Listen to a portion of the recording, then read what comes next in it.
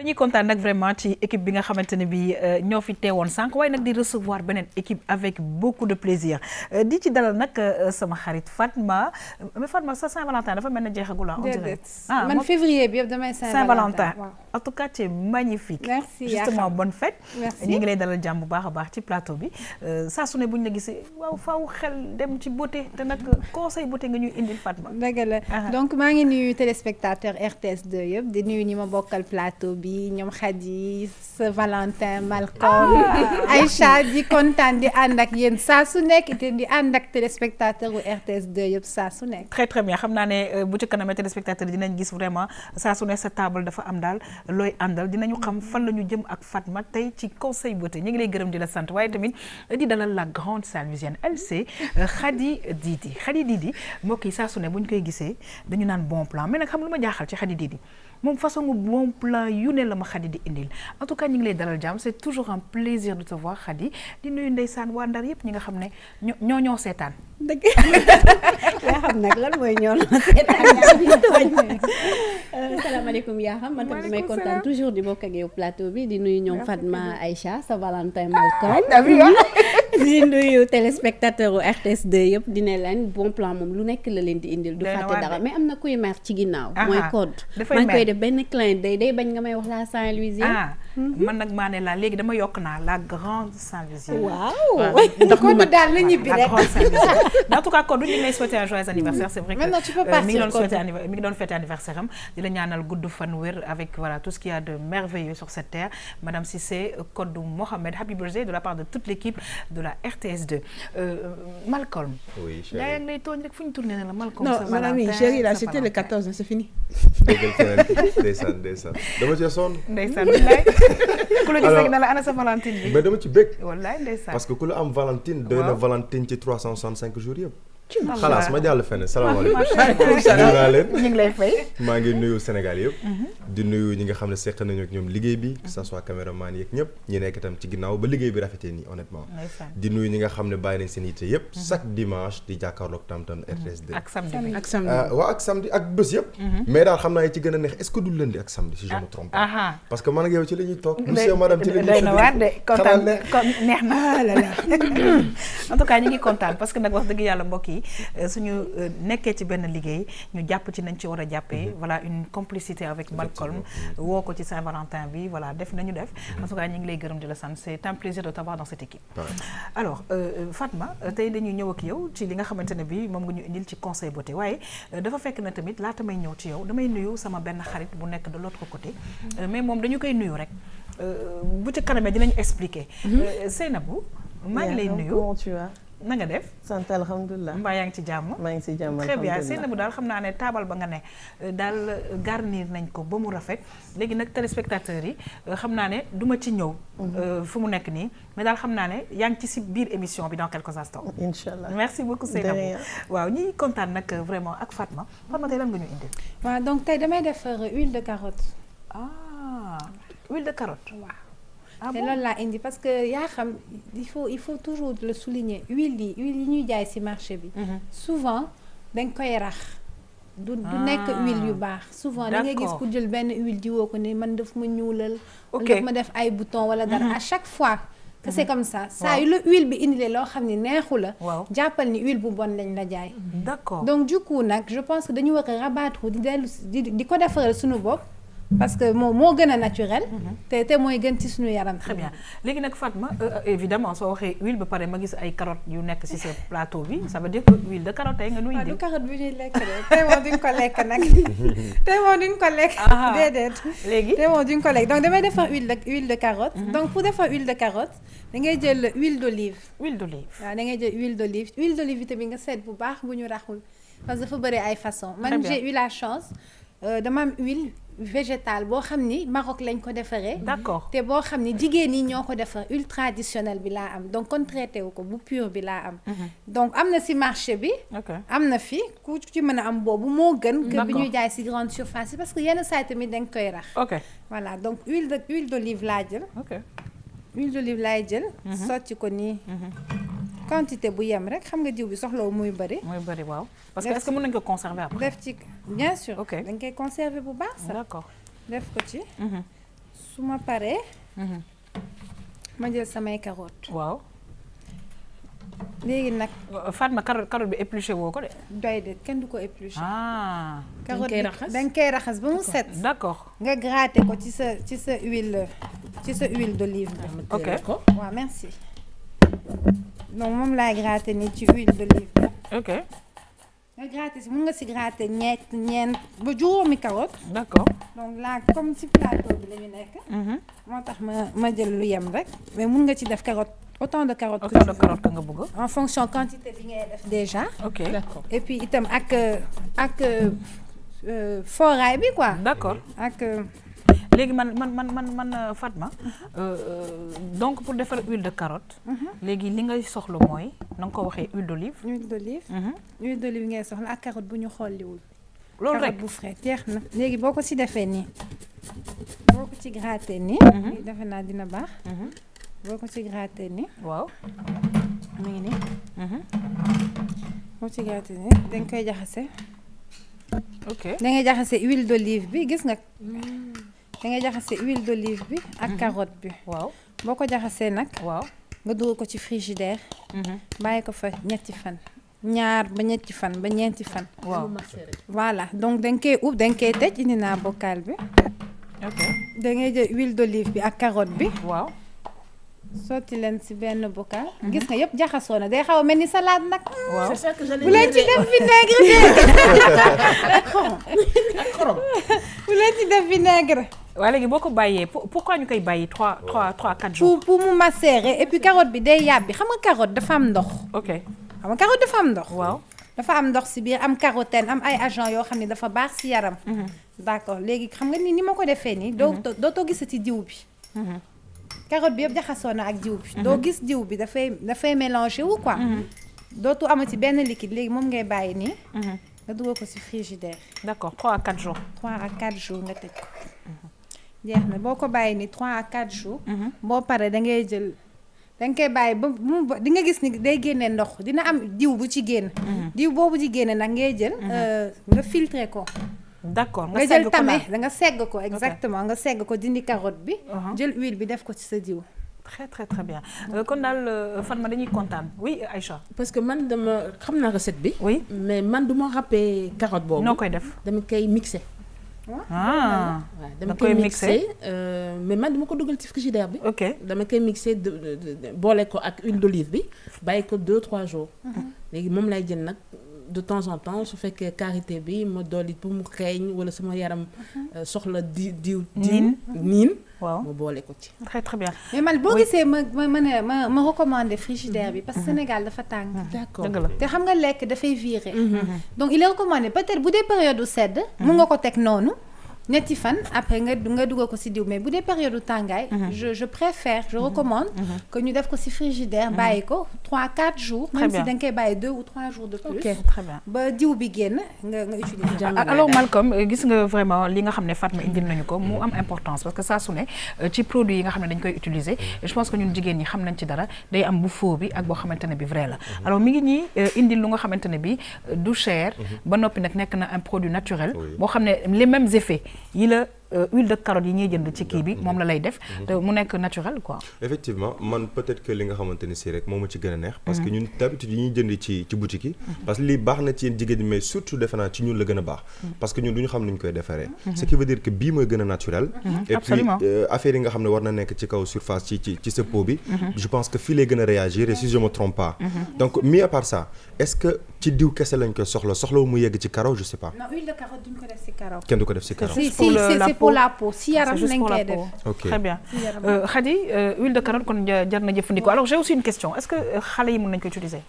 huile de carotte nag xam nga dafa am carotène. ok tout le monde sait que carotène dina xaw a éclaircir sa peau. d'accord am na ñoo xam ne da leen après am na ñeneen ñoo xam ne tamit du leen def dara. ça dépend des gens. mais généralement huile de carotte dañu naan dafa am carotène. te carotène bi nekk ci biir carotte. boo ko defee ci der d'après médecins yi ak spécialistes yi da koy éclaircir. Très bien Khady. ok yaa xam dëgg la lii nii c'est intéressant surtout que c'est naturel yomb na aussi moo gën ñuy dem grande surface nga jënd fa benn kii nu mu tudd huile de carotte nga ñëw utiliser comme Fatma lu mu doon wax sax des fois da lay lakk pour mu jox la ay boutons. Absolument. donc lii c'est mieux boo toogee samedi nga seetaan tam-tam ba pare nga dem tranquillement ci frigo bi génne benn carotte râpé jël sa huile d'olive def ko. Absolument c'est vite fait te baax na. gis nga dama koy wax de Aïcha di ko baamtuwaat gis nga fi mu nekk nii chronique yëpp xam nga reetaan dafa baax surtout week-end boo liggéeyee Aïcha mi ngi fi vraiment ñi fi pa jàll sànq yëpp ñoo ngi fi ku ne ak la muy indi téléspectateurs yi à chaque fois mu am solo parce que nag wax dëgg yàlla conseil beauté moom li mu ñuy indil c'est pas cher ba pare dafa ñuy jëriñ Aïcha man sax jàng na parce que man par exemple su may def sama macération dama ko dugal ci frigidaire bi alors que il faut nga dugal ko quel que soit le temps je pense non bu seddee mu nga ko en fait boo gisee ñu ne dugal ci frigidaire c'est pour mu bañ a nëb voilà mu bañ a yàqu mu bañ a yàqu donc yàqu période sedd bi nii bu dee da nga ko defa mu nga ko teg noonu ñetti fan du def dara léegi dañ koy jël dugal ko ci diw bi wala da ngay jël diw teg wala mën nga ko dugal ci diw bi wala nga jël diw teg boo ci def très bien et diw bi nga ko ciy dugal est-ce que loolu tamit il est conseillé aussi diw yi ñu koy dugal ci frigo wala mën nañ ko bàyyi non mën nañ ko bàyyi boo ko xasee ba def ci diw bi c'est pas la peine très bien en mais tout bu cas xasee ba macéré sax ba nga dindi carotte bi soxlootul muy dem frigidaire waaw benn question laa bëgg oui léegi soo ko macéré ba pare mën nga ko salade arrête c'est une question eh ben oui ci def ay concombre mu def 2 heures na exactement c'est mieux que di ko tuur aussi oui. Aïcha elle a raison boo gën déet man nag carotte bu macéré 3 jours ci huile d'olive xar yi laa koy jox ay waay yéen a xiif waaw defal nag mais gis nga nag Malcolm bu ñu xiifee mais léegi affaire yëpp baax parce que xoolal solution yëpp mi ngi fii ci tam-tam y a pas de souci pas de problème tey moom ku xiif rek tey kay dañuy xiifal sax en tout cas Fatma ñu ngi lay gërëm di la sant parce que saa su ne téléspectateurs yu bëri dañuy toog di xaar tey lan la ñu Fatma indil ci conseil beauté parce que dina ànd ak jigéen ñi dina ànd ak góor ñi dina ànd ak xale yi te yi bëri yi nga xamante ne bi surtout du cher c'est naturel daf ciy ñëw saa su ne en tout cas ñu ngi lay remercier. Tu sais que c'est toujours un plaisir pour nous de te recevoir. Tout le plaisir est pour moi. Je suis égoïste aujourd'hui, je prends tout le plaisir pour moi. Parce que man maa leen gën a bëgg. Merci beaucoup Fatma mbokk yi ñu ngi sant di gërëm bu baax a baax te di am yaakaar ne yéen a ngi passé un bon week-end parce que xam naa ne waxtu wi léeg-léeg nag ci daf ciy laaj ci week-end bi vraiment ñu naajee ndekki naaje yeewu naaje ndekki ba pare nag war a jëm ci li nga xamante ne bi moom mooy añ bi waaye laata loolu mbokk yi damay ànd ak sama xarit Khady Didi mbokk yi du ñu def rek lu dul dem régie dellu si waat.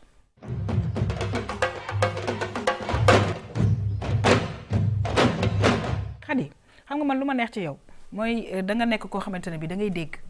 yow xam nga nopp bu buggee day dégg elle écoute quand tu dis quelque chose je te promets qu'elle écoute alors Khady tey suñu bon plan. ma daal Khady jaaxal nga ma daal.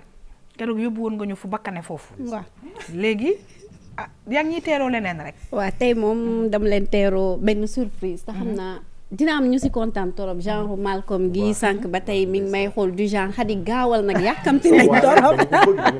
waaw nee na tey daf ma bëgg gis nga lii moom xaw ma bu ma koy waxee léegi daal yaa xam defe naa indiloon naa téléspectateurs yi tuuti benn affaire bu ñu mën a gis. waaw après ñu dellu si waat ci plateau ñu bi dem ma régie wan la waaw. ay ca ñu dem régie dellu si waat.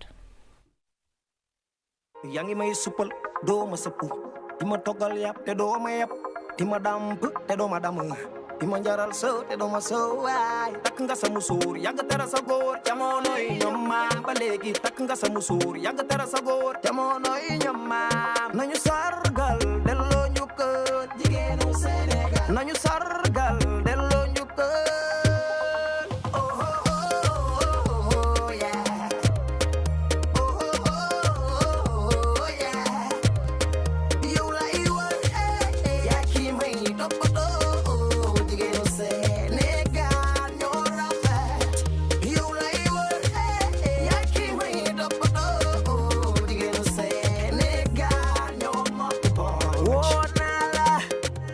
neex nga ma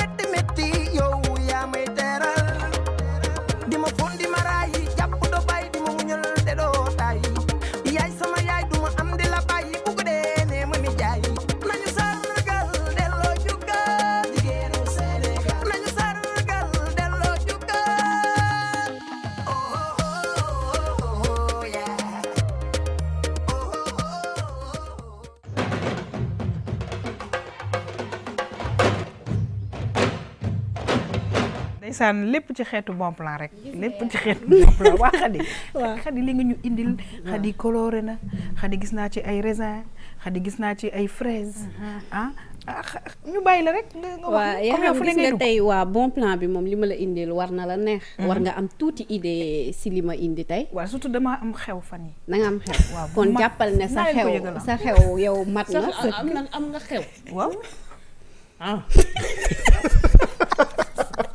aywa damay laajte rek anyway man mi dama am xew sax yow tamit man day boo amee xew ma am xew man am na xew Saint-Valentin bi rom nga am xew aywa ay sa Didi nga ni ndeysaan Didi waa acca nga ni waaye waa est-ce que duñ ko tàcc mu arrêté s'il vous plaît kii joxe lekk bi baax xew yëpp na ko mun gérer ci semaine bi emploi du temps bu serré yow Aïcha yow ko noppi Aïcha del noppi Khady yaa xam yow da nga am xew waaw dama am xew danaa la koy fan yi waaw léegi yow jàppal ne sa xew waaw man na du am benn coono wallaay ndeysaan parce que indil naa la koo xam ne ci loolu rek la aay ñu koy wax Seynabou mooy suñu bon après waaw mooy suñu bon plan tey après téléspectateurs yi dinañ ko découvrir Seynabou mi ngi yëngu si lépp am na laax supp méchoui nokkas tout léegi daal kenn sonnatul surtout ñun ñuy dëkk ci appartement des fois dañuy am xew di am problème espace fu ñuy toggee léegi loolu jeex na ku woo Seynabou rek Seynabou dina la defal sa xew ba mu mat yow moom jàppal ne sa xew mat na macha allah xew mi dina mat incha allah en tout cas Khady dañuy kontaan Seynabou ñoo ngi lay nuyu en tout cas c'est un plaisir pour équipe bu RTS2 Tam Tam du week-end ñu recevoir la Seynabou nag nga ñëw ci li nga xamante ne bi tey moom nga ñu teggal tey ci table bi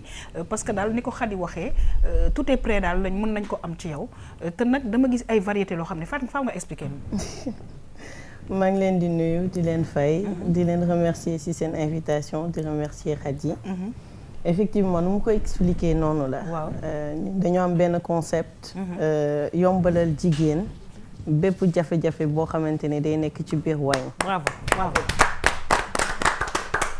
moo tax ñu créer Féerique agence def ay produits yu tudd yaourt de mémé ak délices de mémé d'accord voilà très donc bien.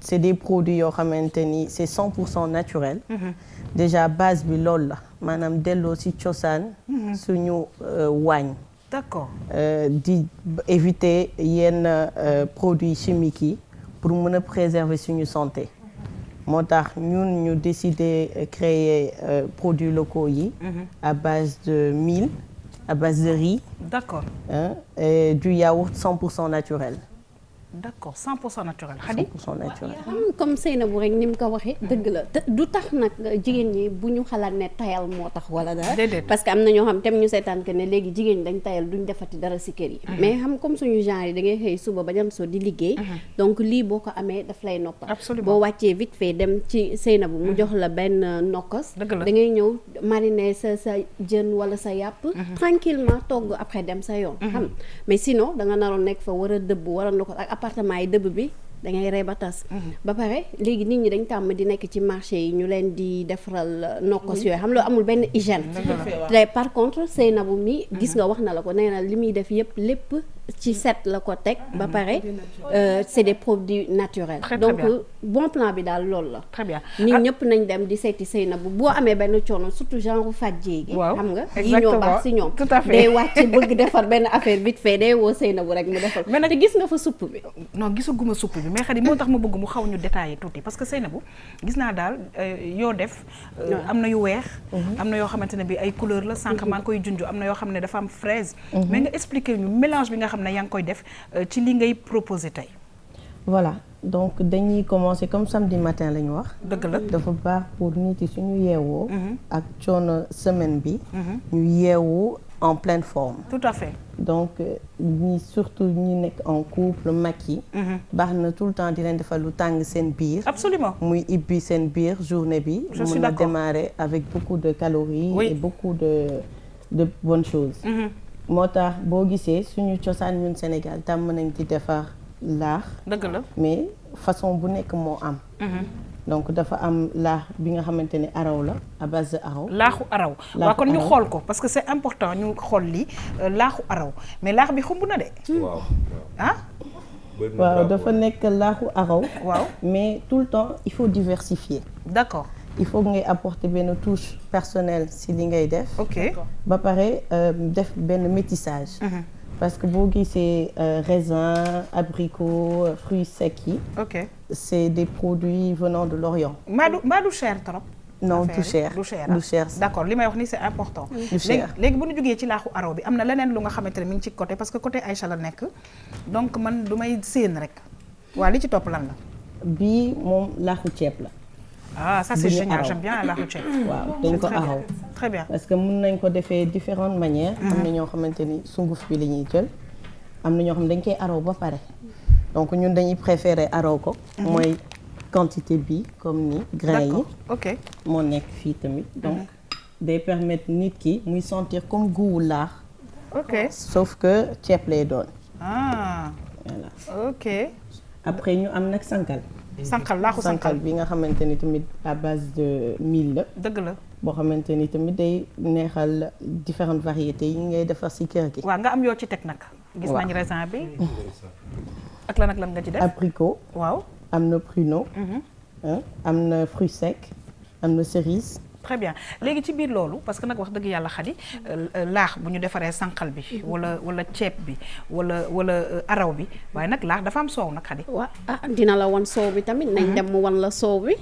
ay Seynabou. voilà ñun dañuy def suñu spécialité. c'est-à-dire que ñun ñooy woyalal suñu bopp. à la base ñun ñooy defaral yépp suñu bopp. très bien yéenay woyalal seen bopp. ñun ñooy woyalal waaw nag suñu vraiment bopp. waroon nga ñëw indi leen naka la ñuy woyalee nag. parce que am na ñu nga xamante ne bi non c'est pour vraiment tous les téléspectateurs am na ñoo xamante ne bi ce serait bien ñu expliquer leen. très rapidement naka la ñuy woyalee woyal bu naturel bi parce que chose bu naturel bi dañ ko soxla.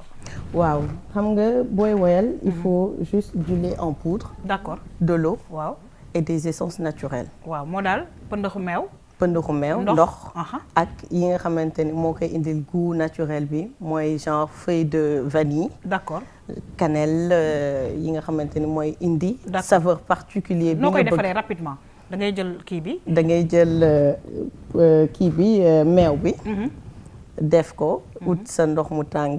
teg jël sa ndox mu sedd. fuyate ko bu mu seey. après nga jël sa ndox mu tàng sotti si. après nga ut sa crème fraîche. wala sa yaourt wala fromage. nga def ko si quantité réduite parce que nag lépp nag dafa am quantité mesure. dafa am mesure c'est dafa am important mesure bi ngay defee. c'est très important surtout ci nombre quantité ndox bi ngay def ci ndox mu sedd. double bi ngay def ci ndox mu tàng. très bien voilà mooy tax mu mën a compact. très bien léegi nag yow sa soow boo ko defaree naturellement ba pare lan nga ciy defaat encore parce que yow sa soow aussi am na daal façon boo koy defaree. man dama am variété yi nga xamante ne yii 100% naturel la. yaourt nature. pour diabétique wala pour les enfants. ñi dañuy def pour xale yi. ñi di nekk crèche ak yooyu yëpp. donc 100% naturel la. am na yaourt boo xamante ni nature sucrée la. c'est-à-dire que c'est sucré à la base ñun suñuy woyal. dañuy defar suñu composant yépp à la base. après ñu def saveur fruit bi nga xamante ni dafay nekk à base de fruits naturels. après ñu def yi nga xamante ne nag ñun ñoo ko ciy yokk mooy yaourt fruité sucré. voilà donc dafay nekk yoo xamante ni day indi benn touche particulière.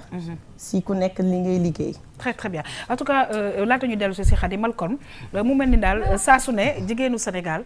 na ngay wéy di góorgóorlu. non seulement di améliorer li nga xam ne ñoo ko moom. waaye tamit di ñu gën a yóbbu ci naturel bi parce que li muy wax daf ma neex la muy def. parce que déjà sànqal bi moom xam nañ ne moom naturel la. waaye soow bi nga xamante ne bi woyalal sa bopp. defaral sa bopp jox ko nit ñi mu sell defe naa ne tey bon plan bu Khady bi macha allah.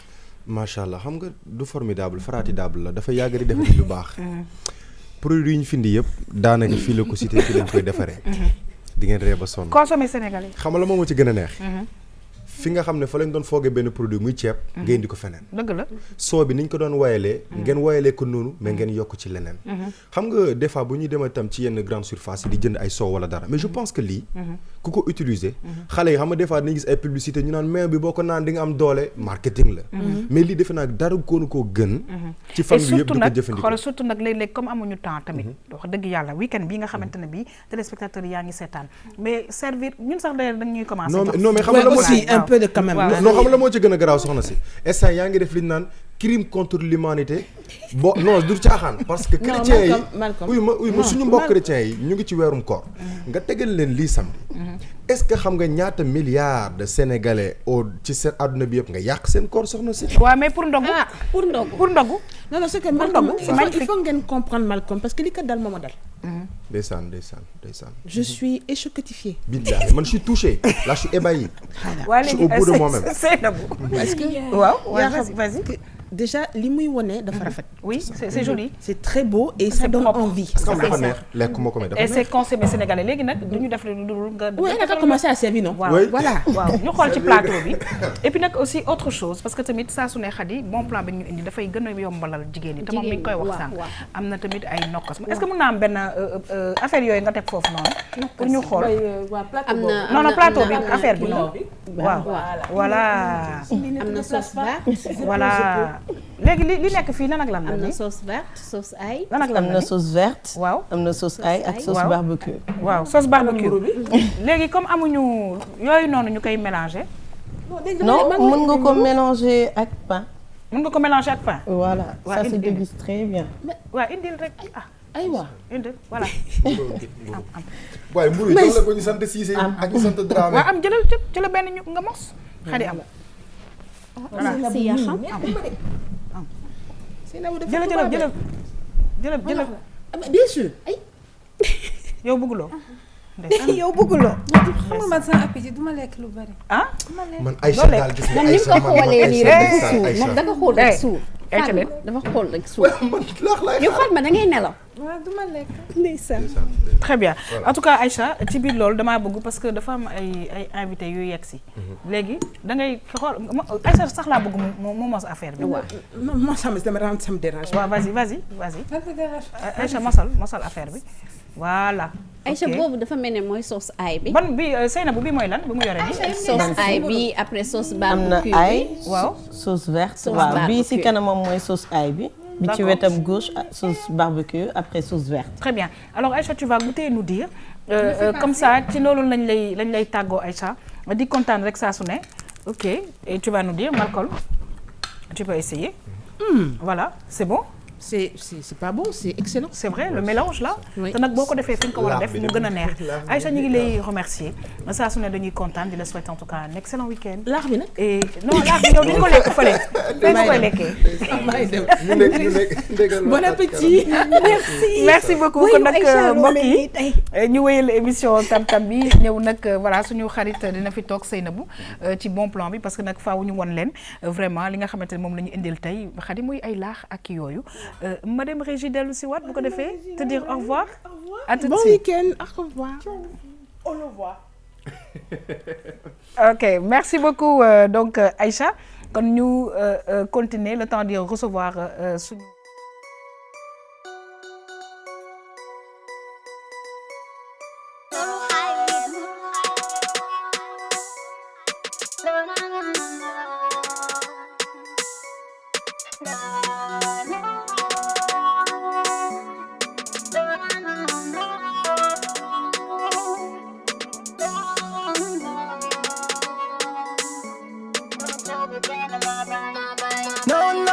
songu daan ko ma la boy bi laaj ma may kan xale la maag sama doole lépp lu ma bëgg may bañ mais du ma coogu kenn ma bañ du ma coogu kenn ma bañ du ma coogu kenn ma bañ du ma coogu kenn ma bañ du ma coogu kenn ma bañ baram bi joxe da wuuteeg bi nangu ba xaaral ba ma laaj la woonu yàlla waxul kenn dara ba ñëpp fi soxla loxoom dimbali ma de ko dégg si ku nangu ñafe fi ku folu yàlla la fal et puis bu lu nangu toppe gëma sa bopp jëf de jël di mam Cheikh Rafal gëm naa ni te li nga bëgg di nga war a mën a doon boo dee ñaan demi tour compliqué Baay Faal compliqué buli nangu di fi jog nitu ne ak léegi kum mën a doon newoon naa la lu ma songu daan ko mala boy bi laaj ma may kan xale la maag sama doole lépp lu ma bëgg may bañ mais duma coogu kenn ma bañ duma coogu kenn ma bañ duma coogu kenn ma bañ duma coogu kenn ma bañ duma coogu kenn ma bañ bëgg nañ bundu showbiz bi dugg moo ci des yàgg na lool ñu koy job ñu koy validé jomb naa ñu may xool naan ma na nga def lu xees mais coogu noo duma agsi fii di ko doog a def pour ñu foog ne dañoo judd pour topp leen saa su ne di recevoir invité Malcolm te nag moom defe naa ne dañ koy commencer sax teral waaw ñu bàyyi la nga présenter ko sëñ bi. d'accord alors xewal yaa ngi nii de. waaw ci samedi bi nii moom mooy représentant wu. waaw waa label Def Connection. d'accord bu Petite Côte. ok donc ñoom ñu ngi au nombre de 7. ñoom ñëpp ñu ngi fi mais comme que buñ fi ñëwee daal. xam naa ni temps bi du demee noonu. waaw moo tax ñu jël Mr Bip. teg ko ci plateau bi alors Mr Bip. ñii actuellement boo demee Petite Côte. li ñu naan Sénégal ils font le buzz. ils font le buzz mais ban façon de buzz. seen liggéey bu am qualité la. ay nit ñoo xam ne seen xel dafa xarañ jëm ci wàllu ay beatmaking. ci wàllu defar vidéo. ak benn label boo xamante ne si Mbour. ngir nga mën a def son bu baax. il faut nga jaar ci ñoom. donc pourquoi le label Def Connection ak seen son bi nii. j'aimerais bien que mu nuyoo gannaaw boo nuyoo ba pare ñu dalal la nga gën a yaatal affaire yi. waaw salaamaaleykum salaamaaleykum Sénégal que sa caméra voilà ayca. salaamaaleykum Sénégal. salaamaaleykum RTS 2. donc c'est un grand honneur d'être ici aujourd'hui. merci donc maa leen di suivre à chaque fois mais bon j'avais pas l'occasion d'être invité donc. d'accord di leen remercier aussi ci invitation bi di remercier Malcolm. anyway alors label Def Connection. quand est-ce que la existé ak seen projet bi ngeen génne nu mu tudd et lan moo nekk but beeg projet bi nga expliquer mu tuuti. waaw label Def Connect Prod benn label bu nekk Mbour la benn label indépendant bu nekk Mbour. bu ay jeunes artistes créé woon depuis 2011. donc di évoluer au niveau de la Petite Côte. donc di enregistrer artistes di leen génne di leen produire. donc dem ba benn instant nag en 2014 parmi ces artistes qu'il produisait. mu gis ne am na ñoo xamante ne am nañ talent ñoo xamante ne war na mën a liggéey ak ñoom. mu ne pourquoi pas essayer de signer 7 artistes. job ak ñoom promouvoir leen. gën leen booster pour ñu génnee hip hop Mbour au niveau local et pourquoi pas international. d'accord comment ça s'est passé cette sélection parce qu'on parle de 7 artistes comment ça s'est passé. waaw sa teraanga mi ngi noonu joxal sama gan bi. voilà ban nga ko jox. bii mooy laaxu sànqal bi. bii laaxu ceeb bi ok bon appétit. oui. waaw sélection bi c'est quelque chose qui a été assez facile. et assez difficile aussi pour le directeur artistique bi moo Def Connection. d'accord que je salue de passage. ok bon ñun dañ fa nekkoon di signer en tant que artiste indépendant. donc dañ doon fay suñu xaalis. di ñëw di produire suñu ay musique di ko génnee. moom mu dem ba benn instant mu gis ñu ne. ban la. excuse-moi ok merci beaucoup laaxu araw. oui. waaw mu gis ne ñun war na mën a liggéey ak ñun dans un premier temps. mu ne ñu pourquoi pas ma liggéey ak yéen. proposer ñu contrat waxtaan ak ñun. ñun aussi on a adhéré on a suivi la chose. on a suivi l'idée on a signé. en 2015 je peux dire effectivement alors man mos naa fa ñëw. dem naa seen label bi. gis na artistes yi mais kii peut-être fi mu la doon gën a laajee mooy. sélection bi xam nga boo dégloo clip bi ak boo dégloo son yi. qualité musicale bi dafa high level. sànq rek mu ngi ko doon wax naan génération bi dañu aay. ah oui mais moi je les félicite c'est-à-dire mouvement hip-hop bi actuellement. je les ai quand même vu évoluer. mais actuellement j'écoute de ces sons mais je les félicite c'est extraordinaire. alors franchement. non mais c'est vrai parce que liggéey bu métti bi moo ko waral. parce que xam nañ texte ni muy mel mais sélection bi fi mu doon waxee carrément moo nekk les artistes. am na ci ñoo xam ne xam naa leen. non seulement nga citer ma seen tour. ak ku ci nekk lan moo nekk ses spécialistes. waa artistes yi bon moi je suis là déjà Mr Bip.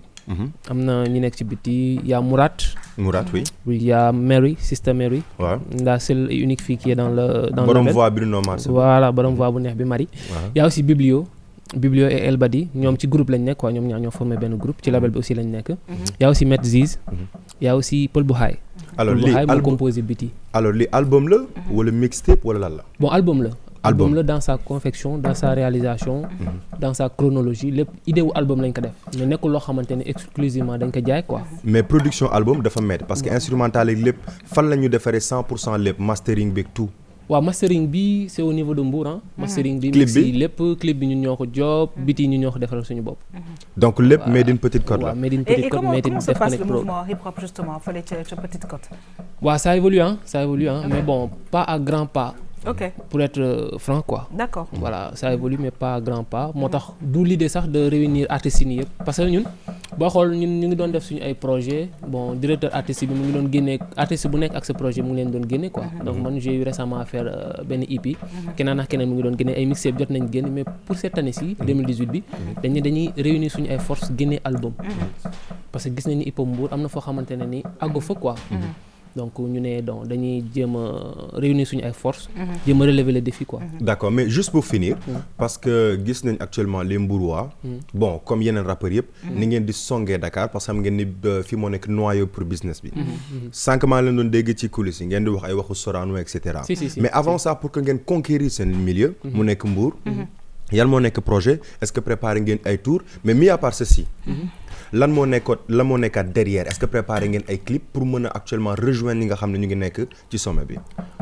waaw première question bi c'est par rapport ak ndax pare nañ pour ñëw fii concert ak yooyu noonu. bien sûr que si parce que album déjà bu ñu demee ba di ko génnee am na ay genre post production boo xamante ne war na ci ànd que ça soit concert promotion yooyu yëpp da ci ànd quoi te incha allah am na yoo xamante ne kale nañ ko déjà bëgguñu trop avancer parce que le 10 la album bi génn. incha allah donc aujourd'hui on est le 16 je pense. amagul sax une semaine. donc ok voilà on est le 17. autant pour moi donc amaguñu genre benn date boo xamante ne war nañ mën a fixer suñu ay date ne telle et telle date dañuy def concert et tout affaire yi. Très bien mais album bi ñaata titre la. 11 titres la. 10 officiels ak benn bonus track. Très bien en tout cas xam naa ne incha allah lépp lu ci mën a xew RTS 2 dina am le plaisir en tout cas de vous recevoir. Merci. Encore une fois peut-être ci yeneen i émission wala encore une fois ci tam-tam ñu bàyyi la nga xool tamit sunu teraanga bi. nga ma sol ñu ndax. dafa am solo nga ma sol ñu ndax neex na. ci laax bi man ci laax bi bëgg nga laax ah dañ ci freestyle alors Khady ñu bàyyi nag vraiment sa invité parce que émission baa ngi waaj a jeex xëy na mu tàggoo am xëy na daal ay ndénkaane yu muy am parce que la muy togg ak muy indi c'est voilà produit naturel la améliorer ko avec des fruits mu baax rek ci yaram surtout nag pendant le week-end. D'accord yaa xam dëgg la xanaa ñu bàyyi rek Seynabou mu tàggu téléspectateurs yi wax leen ne bon plan bi moom baax na bu kenn benn jigéen waratul sonn samedi dimanche yëpp a ngi fi yaa ngi leen di xaar. Effectivement vraiment maa ngi leen di remercier ci seen invitation. aussi di wax jigéen ñi ne que togg maam yaa ngi fi ba léegi. dëgg la d'ailleurs man ñun dañuy def waañu maam sax ñun RTS. voilà man li ma xam yëpp sama maam moom ma ko jàngal. donc moom mu doon teg ci wetam. di ma won nu ñuy def raxasee nu ñuy wolee nu ñuy defee yëpp. donc lépp daal nañ delluwaat cosaan di togg yu baax. togg mën na saf mën na neex sans pour autant am cube wala bouillon. Très, très donc ñun yaourt de mémé c'est 100% naturel sans aucun cube ni bouillon. Très très bien. En tout cas ñun mos nañ ko te neex na saf na en tout cas Khady ñu ngi lay remercier parce que bon plan fu nekk la ñu bon plan di Malcolm se régale. Malcolm se régale. Exactement. Khady ñu ngi lay remercier. Merci Yakham. C'est toujours un plaisir. te nag di fàttali téléspectateurs yi. nekk ku bëgg vraiment ñu fësal li nga xamante ne bii yaa ngi koy def. parce que fu mu nekk nii xëy na wane nañ. waaye amul adresse amul dara. ku bëgg nag ñu fësal dëgg. wane exactement fa nga ne ñëw fa seet si la da ngay jokkoo ak Khady ak service commercial wu RTS 849 13 25 merci beaucoup Khady. Je t'en prie Yakham xanaa rek di remercier madame Guèye Bintou Ndiaye. moo jaar si sañse bu rafet bi très très joli. waaw ku ko bëgg daal da ngay dem ci page Facebook Beauty by Binouche. wala nga woo ko si 70 862 79 19. en plus lu si gën a neex grande taille. très bien. ku boo fa demee moom di nga kontaan sa aajo dina faju am na macha allah yu rafet a rafet moom daal mi ngi toog di leen xaar nañ dem. très bien en tout cas ñu ngi koy Facebook remercier une gentille dame Malcolm ñu ngi lay sant di la gërëm toujours un plaisir vraiment di fekk ak yow ci plateau. pareil merci beaucoup di wax bon appétit ñi nga xam ne ñu ngi nekk autour du table di remercier ki nga xam ne moo nekk suñu invité li ngeen di neex na. remercier soxna Yanji suñu invité waa label Def Connection bu Mbour. di remercier ñëpp di remercier aussi itam Cheikhouna mi nga xam ne solol na ma. numéro am di 77 989 42 31.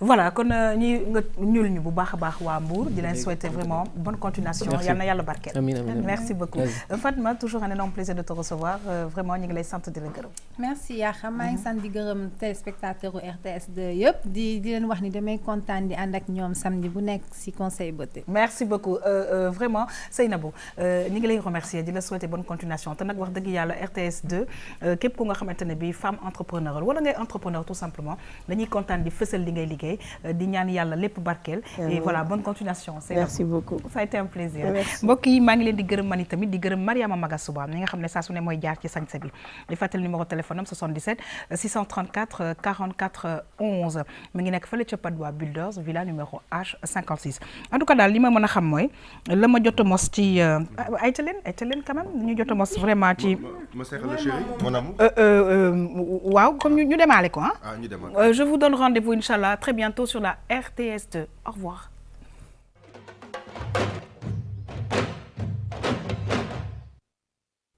tam-tam cum tam-tam amul yokk ko kii lii nag machine la day jàpp sàcc ca Japon lañ ko defaree ci réewum Japon machine jàpp sàcc bi ci ñaari fan jàpp na ñaari sàcc ca France machine jàpp sàcc bi jàpp na 8 sàcc ci 30 minutes ca Nigéria machine jàpp sàcc bi jàpp na 53 sàcc ci 30 minutes fii ci Sénégal machine bii di jàpp sàcc gaa ñi sàcc nañu ko ci 3 minutes fële ci foire de Dakar tam-tam cum tam-tam amul yokk ko kii ci réewum Libi africain yi dañu leen doon jaay wax ja sa dëggul ba léegi ci Afrique ci Congo Kinshasa président ba nee na élection du am te moom du bàyyi ci Afrique Guinée Conakry étudiant yi ci poto lampe aéroport ya foofu rek am courant fa la ñuy dem réviser ji ci Afrique